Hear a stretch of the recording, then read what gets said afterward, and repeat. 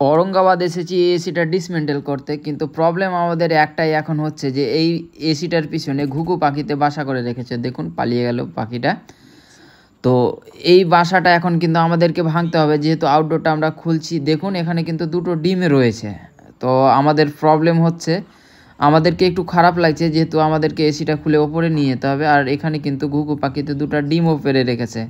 তো কি করা যায় দেখি, সাইডে কোনো জায়গায় যদি থাকে সেখানে কিন্তু রেখে দেব। তো আমরা ডিসিশন নিয়েছি যে পাশে একটা জানালা আছে, ওই জানালার ওপরে কিন্তু বাসাটাকে পুরো সেট ভালোভাবে বসিয়ে রেখে দেব, যাতে করে ঘুঘু পাখিটা আবার এসে বসতে পারে এবং তার ডিমে বাচ্চা ফোটাতে পারে।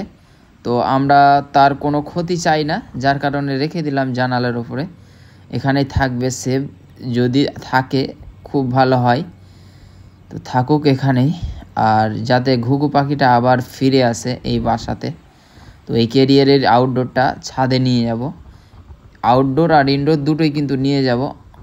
তো চলুন এসিটাকে খোলা যাক, ওখানেই থাক, অসুবিধা নেই।